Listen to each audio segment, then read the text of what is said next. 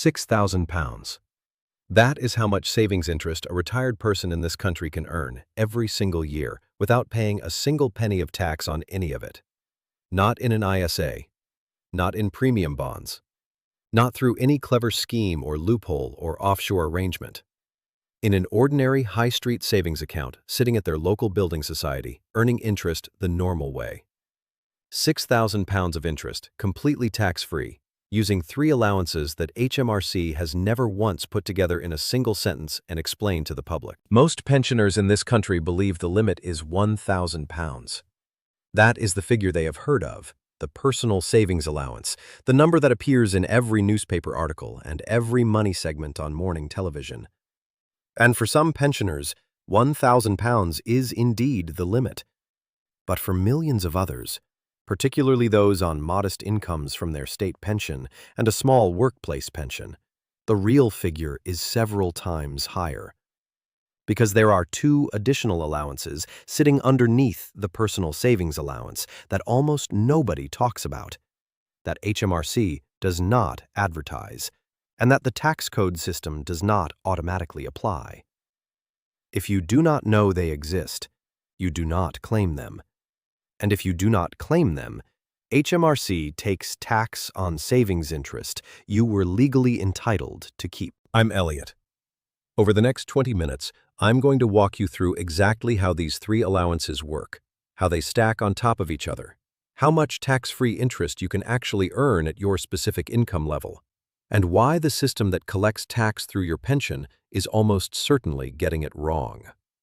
By the end of this video, you will understand your own savings tax position better than most accountants could explain it, and you will know exactly what to do if you have been overpaying. 2 things have happened at the same time, and the combination is catching more retired people than ever before. The first is interest rates. For the best part of 15 years, rates were so low that savings interest barely registered.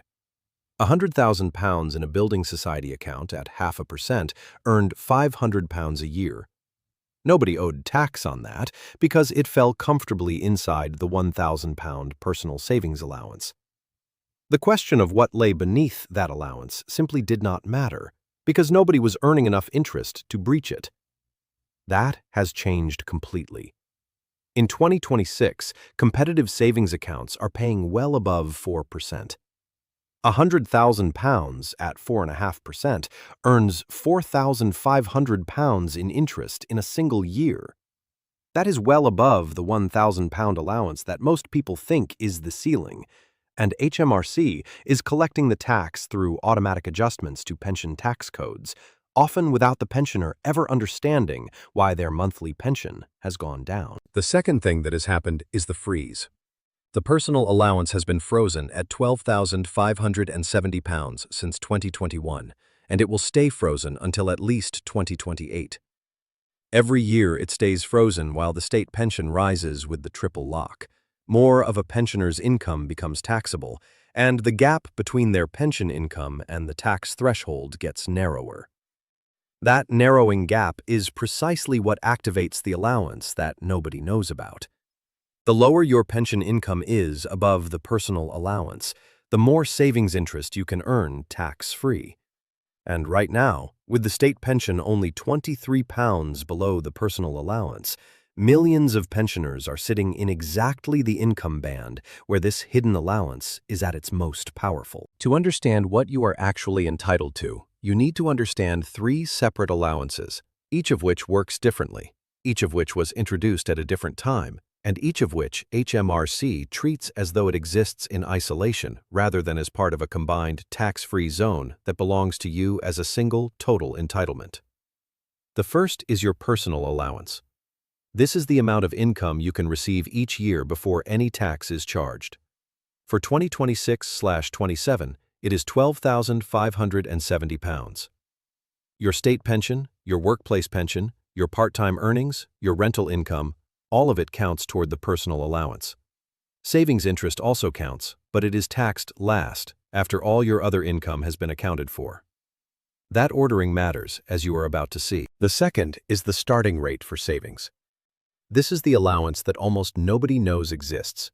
It provides a 0% tax rate on up to £5,000 of savings interest, but only if your non-savings income, that is, your pension, your wages, your rental income, everything except savings interest and dividends, is below £17,570. The £5,000 band is reduced by £1 for every pound your non-savings income exceeds the personal allowance. So if your pension income is £13,000, which is £430 above the personal allowance, your starting rate for savings is reduced from £5,000 to £4,570.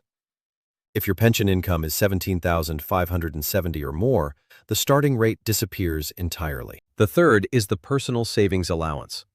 This is the one everybody has heard of. It gives basic rate taxpayers £1,000 of savings interest tax-free, and higher rate taxpayers £500. It sits on top of the starting rate for savings, which means it is additional, not instead of. Now here is the part that changes everything. These three allowances stack. They are not alternatives. They do not cancel each other out. They sit on top of each other in a pile, and the total amount of tax-free interest you can earn depends on where your pension income falls. Let me walk you through 3 real examples, because the numbers tell the story better than any explanation can. Imagine a woman I will call Dorothy. She is 68. She receives the full new state pension of £12,547 a year, and she has a tiny workplace pension of £300 a year. Her total non-savings income is £12,847. She has £60,000 in a building society savings account, earning 4.5% interest, which gives her £2,700 a year in interest. Dorothy's non-savings income exceeds the personal allowance by £277. That means her starting rate for savings is reduced from £5,000 to £4,723. On top of that, she has her £1,000 personal savings allowance. So Dorothy's total tax-free interest allowance is £5,723. Her actual interest is only £2,700. She owes no tax at all on any of her savings interest. 0. Not 1 penny. And yet, if Dorothy has never heard of the starting rate for savings, and if HMRC has adjusted her tax code based only on the £1,000 personal savings allowance, the system may be collecting tax on the £1,700 of interest above that limit. At 20%, that is £340 a year being taken from Dorothy's pension that she does not owe. Every single year. Now imagine a man I will call Arthur.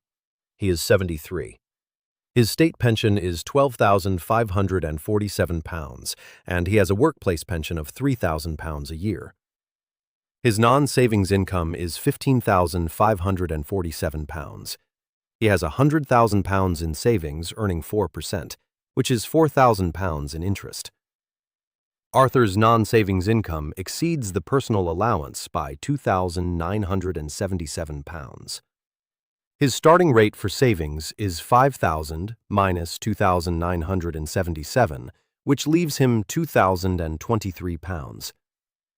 Add the £1,000 personal savings allowance, and Arthur can earn £3,023 of savings interest, tax-free. His actual interest is £4,000. He owes tax on £977 of interest. At 20%, that is £195. If Arthur only knew about the personal savings allowance, he would think he owed tax on £3,000 of interest, which would be £600. The starting rate for savings saves Arthur over £400 a year, every year, and Arthur has never heard of it. Now imagine a couple I will call Jean and Frank. Jean has a state pension and no other income. Her non-savings income is £12,547, which is below the personal allowance. She has the full £5,000 starting rate for savings, plus the full £1,000 personal savings allowance.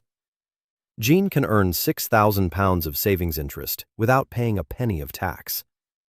Frank has a larger workplace pension and earns above $17,570 in non-savings income, so his starting rate is gone.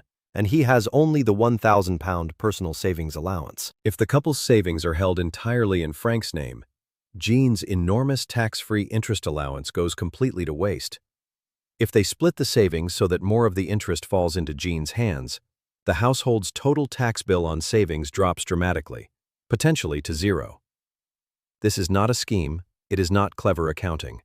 It is simply using two allowances that belong to two people instead of letting one go unused. The starting rate for savings has existed since 2015. It has been available to every taxpayer in this country for over a decade, and in that entire time, HMRC has never once sent a letter to pensioners explaining that it exists. Never once built it into the automatic tax code system in a way that applies it without you asking. And never once added a note to the P800 reconciliation notice saying, "By the way, you may have been entitled to more tax-free interest than we gave you." The reason is structural. HMRC's system for collecting tax on savings interest works through your tax code. Your bank reports your interest, HMRC estimates what you will earn next year, and it adjusts your tax code on your workplace pension to collect the tax. That adjustment is built around the personal savings allowance, £1,000 for basic rate taxpayers. The starting rate for savings is not factored in automatically because the starting rate depends on the exact amount of your non-savings income, which fluctuates, and HMRC's automated systems do not perform the calculation unless you specifically ask them to. In practice, this means that pensioners who are entitled to the starting rate for savings are being overcoded. Their pension provider is deducting more tax each month than HMRC is actually owed. The excess sits with HMRC until the end of the year, at which point the reconciliation may or may not catch the error. If it does, you receive a P800 letter offering a refund.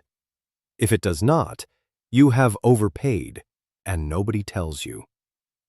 The number of pensioners affected by this is impossible to pin down precisely because HMRC does not publish a breakdown. But any retired person whose total pension income falls between the personal allowance of £12,570 and £17,570, and who earns more than £1,000 a year in savings interest, is potentially being overtaxed. That is a very large group of people. The process is straightforward, and it costs you nothing. First, log into your personal tax account on gov.uk. Look at your tax code for the current year. If there is an adjustment for savings interest, check whether the amount HMRC has estimated matches what you are actually earning. If the estimate is too high, you can correct it directly through the online service or call HMRC on 0300-200-3300 and ask them to update it.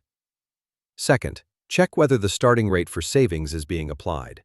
If you cannot see it reflected in your code and your non-savings income is below £17,570, tell HMRC explicitly that you believe you qualify for the starting rate for savings and ask them to adjust your code accordingly. You may need to explain it because not every HMRC phone operator is familiar with the detail. Be patient. The allowance is real, it is in the legislation, and you are entitled to it. Third, check previous years. You can reclaim overpaid tax on savings interest for up to 4 years. As of June 2026, that means the 2022/23 tax year is still within reach, but it drops off the window on the 5th of April 2027. If you have been paying tax on savings interest in any of the last 4 years, and you believe you should have been covered by the starting rate for savings, you can submit a form called R40 to HMRC to claim a refund, or you can do it through the online self-assessment system if you file a return. The R40 is available on gov.uk and takes around 20 minutes to complete. The amounts involved are not trivial. A pensioner who has been overpaying by £300 or £400 a year for 4 years could reclaim over £1,000 in a single refund. And going forward, correcting the tax code means that extra money stays in their pension payment every single month, instead of being quietly taken by HMRC. On top of the 3 allowances we have just discussed, there are 2 additional places where savings interest earns money completely outside the tax system, and both of them are available to every pensioner in the country. The first is the cash ISA. Interest earned inside an ISA does not count toward your personal savings allowance, does not count toward the starting rate for savings, and is not reported to HMRC. It is completely and permanently invisible to the tax system. You can put up to £20,000 into an ISA each tax year, and once the money is sheltered, it stays sheltered forever. If you have savings above the level where the combined allowances cover your interest, the ISA is the natural next step. The second is premium bonds. Prizes from National Savings and Investments premium bonds are entirely tax-free. They do not count as savings interest. They do not appear on your tax record. You can hold up to £50,000 in premium bonds, and every prize you win, from £25 to £1 million, is yours to keep without a penny going to HMRC. The prize rate fluctuates with interest rates, and the return is not guaranteed in the way that savings account interest is. But for a pensioner who has already used their ISA allowance and whose ordinary savings are generating taxable interest, premium bonds offer a genuinely useful place to park money where HMRC cannot touch it. Between the personal allowance, the starting rate for savings, the personal savings allowance, the ISA, and premium bonds, a retired person on a modest income can shelter an extraordinary amount of money from tax. The exact figure depends on your own income and circumstances, but for many pensioners, particularly those whose pension income sits close to the personal allowance, the total tax-free zone is far, far larger than the £1,000 they thought was the limit. One final point, and it is the one that makes this urgent rather than merely interesting. The personal allowance is frozen.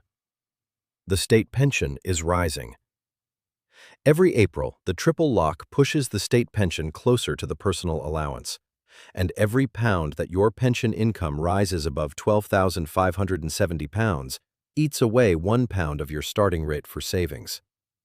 The £5,000 allowance that a pensioner on a modest income enjoys today will be smaller next year, smaller the year after, and for some pensioners, gone entirely within a few years, simply because their pension has risen while the threshold has stood still. This is not a one-off windfall. It is a shrinking window. The longer the personal allowance remains frozen and the higher the state pension climbs, the fewer pensioners will qualify for the starting rate, and the more of them will be pushed into paying tax on savings interest that they could have earned tax-free a year or two earlier. That is why checking your position now, this year, and claiming the allowance while it is still available to you is worth more than checking it in 3 years' time, when the window may have narrowed significantly. The system does not tell you any of this. It does not write to you when you qualify. It does not adjust your code when you lose it. It runs silently in the background, collecting what it collects and leaving you to work out the rest. The only person who can make sure you are paying the right amount of tax on your savings is you. So check the record, check the code, and if the numbers do not add up, ask the question, because the money is already yours. It just needs you to claim it. I'm Elliot. I sit down with the ordinary rules that decide how your savings are taxed in this country, and I explain them in plain English so that retired people can stop handing over money they were never supposed to pay. Check the code, claim the allowance, and keep what is yours. I'll see you in the next video.